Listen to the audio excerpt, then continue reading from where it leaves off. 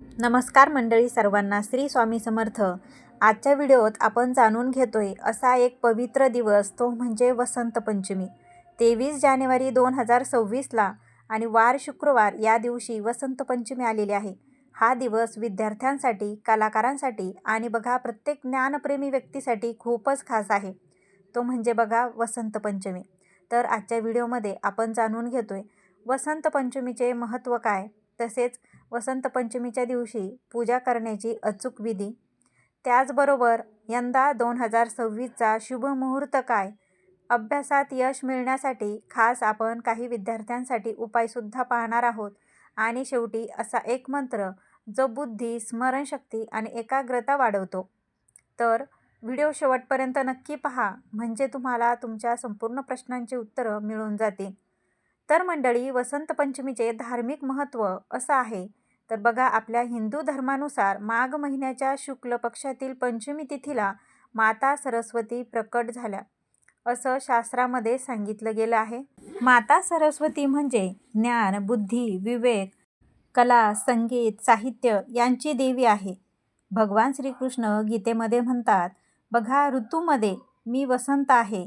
म्हणजेच वसंत ऋतू हा सौंदर्य, उत्साह आणि नवचैतन्याचे प्रतीक म्हणून ओळखला जातो.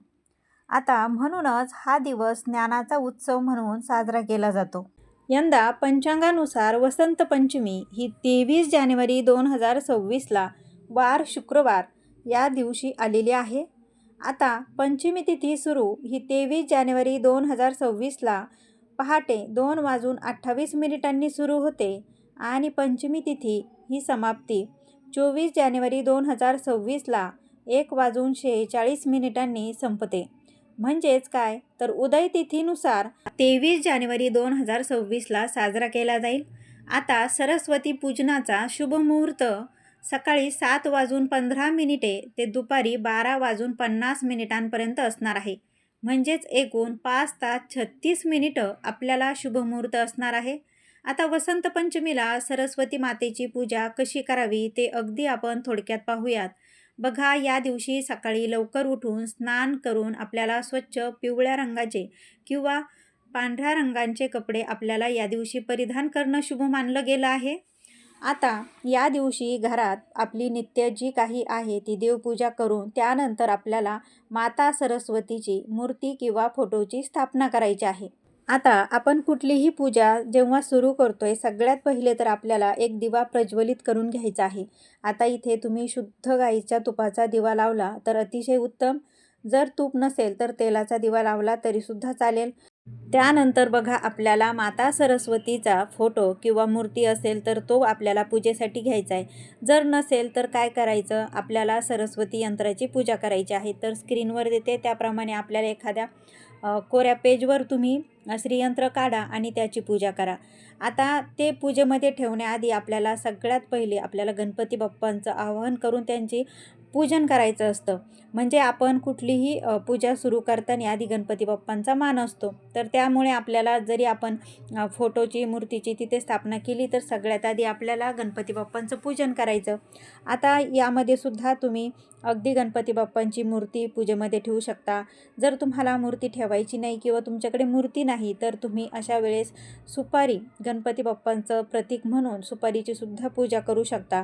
आणि हळद, कुंकू, अक्षदा, फूल वाहून आणि धूप दीप ओवाळून गणपती बाप्पांची पूजा करायची. त्यानंतर सरस्वती माताची तुम्हाला पूजा करून घ्यायची आहे. बघा, विद्यार्थ्यांनी तर जरूर सरस्वती मातेची पूजा जरूर करावी. त्यानंतर बघा, आपल्याला कलश स्थापना करून कलशाची सुद्धा पूजा करायची. त्यानंतर नवग्रह आपल्याला पूजन करायचे असतात. पण बघा, इतकी जर तुम्हाला डिटेलमध्ये जर पूजा करणं शक्य झालं नाही तर तुम्ही फक्त सरस्वती मातेची मूर्ती किंवा फोटो ठेवून किंवा सरस्वती यंत्र ठेवून तुम्ही पूजा करा. गणपती बाप्पांची आधी पूजा करा. त्यानंतर ही सर्व पूजा मांडल्यानंतर बघा, आपली जी काही काही पुस्तके आहेत, वही आहे म्हणजे हिशोबाची वही आहे, विद्यार्थ्यांची पुस्तके आहेत, पेन आहे, तर ती पूजेमध्ये ठेवा. त्यानंतर पिवळ्या रंगाची फुले माताला तुम्ही अर्पण करा. त्यानंतर केशरी भात किंवा खीर तुम्ही सरस्वती मातेला अर्पण करा. त्यानंतर दिवा, धूप, चंदन, केशर, शक्य असल्यास कमळाचे फूल या दिवशी सरस्वती मातेला जरूर अर्पण करा. त्यानंतर बघा आपल्याला सरस्वती मातेला प्रार्थनासुद्धा करायची आणि मंत्रजपसुद्धा करायचा आहे. आता ज्यांना वसंत पंचमीचं व्रत आहे तर त्यांनी फलाहार करावा. आता बघा आपण वसंत पंचमीच्या दिवशी विशेष काय उपाय करायचे ते आपण सर्वात पहिले जाणून घेऊ. तर बघा वाणीदोष दूर करण्यासाठी वसंत पंचमीला खूप उपाय केला जातो. तर तो म्हणजे बघा आता मी तुम्हाला उपाय पुढं सांगते, पण वाणीदोष म्हणजे काय? तर बघा अडखळणे, अस्पष्ट बोलणे किंवा स्वरात बदल असं ज्योतिषशास्त्रामध्ये जर असे काही जर लक्षणं असतील तर कुंडलीतील दुसरा भाव त्याचा स्वामी आणि बुधग्रह अशुभ असताना वाणीदोष निर्माण होतो. हे ज्योतिषशास्त्रीय त्याचं कारण आहे. आता त्याच्यावर उपाय म्हणून बघा वसंत पंचमीच्या दिवशी मुलांच्या जिभेवर केसर किंवा मधाने बघा एम हे अक्षर आपल्याला लिहायचं असतं.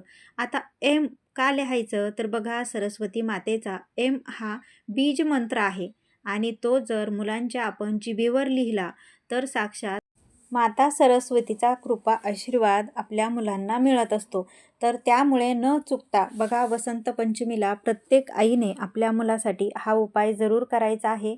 म्हणजेच मुलाच्या जिभेवर केसर किंवा मधाने एम हे बीज मंत्र लिहायचं आहे. बघा ज्ञानासाठी आपल्याला गोरगरिबांना दान करायचं आहे. तर दानामध्ये काय करायचं तर आपल्याला पुस्तकं द्यायची. गरजूंना बघा कुणाला ज्यांना पुस्तकं घेणं शक्य नाही अशा विद्यार्थ्यांना तुम्ही पुस्तकं दान करू शकता, पेन दान करू शकता, वह्या दान करू शकता. या गोष्टींचे दान केल्यामुळे सरस्वती मातेची विशेष कृपा आपल्यावर होत असते किंवा आपल्याला ज्ञानवृद्धीसाठी हा उपाय करायचा आहे. आता विद्येची सुरुवात लहान मुलांच्या शिक्षणाची सुरुवात करण्यासाठी हा अत्यंत शुभ दिवस आहे. बघा लहान मुलं अगदी त्यांना बोबडे बोबडे बोल येतात आणि थोडेसे गिरवतात मुलं आणि सुरुवात होते की त्यांची आता शिक्षणाला सुरुवात होते. तर बघा तुम्ही वसंत पंचमीच्या दिवशी सुरुवात करण्यासाठी हा अत्यंत शुभ दिवस आहे. आता बघा या दिवशी म्हणजे वातावरण अशी निर्मिती म्हणजे पूजेच्या वेळी काय करायचं आहे आपल्याला घरामध्ये सकारात्मक वातावरण तयार होण्यासाठी बघा आपण आपल्या अंगावरती पिवळे वस्त्र परिधान करावीत. पूजेमध्ये पिवळ्या फुलांचा वापर करावा, सुगंधी धूप लावा, दिवा लावा, त्याचबरोबर कापूर लावा. तुम्ही या गोष्टींचा वापर जरूर करू शकता. बघा मन प्रसन्न असलं ना तर आपल्याला पूजासुद्धा अगदी शांत मनाने करता येते. तर त्यामुळे घरातील वातावरण सर्वात पहिले आपल्याला सकारात्मक करायचं आहे. आता वसंत पंचमीच्या दिवशी आपण जर काही उपाय केले तर आपली बुद्धी तीव्र होते, स्मरणशक्ती वाढते, आत्मविश्वास मिळतो, अभ्यास, कला आणि करिअरमध्ये यश मिळते. तर घरामध्ये सकारात्मक ऊर्जा निर्माण होत असते ज्यावेळेस आपण हे सर्व उपाय केले तर मंडळी या वसंत पंचमीला माता सरस्वतीची पूजा ही मनापासून अगदी नक्की करा आणि ज्ञान, यश व समृद्धीचा आशीर्वाद प्राप्त करा. व्हिडिओ आवडला असेल तर व्हिडिओला लाईक करा, शेअर करा आणि चॅनलला सबस्क्राईब करायला विसरू नका. भेटूया पुन्हा अशाच एका नवीन माहितीसोबत. तोपर्यंत सर्वांना श्री स्वामी समर्थ. जय सरस्वती माता. धन्यवाद.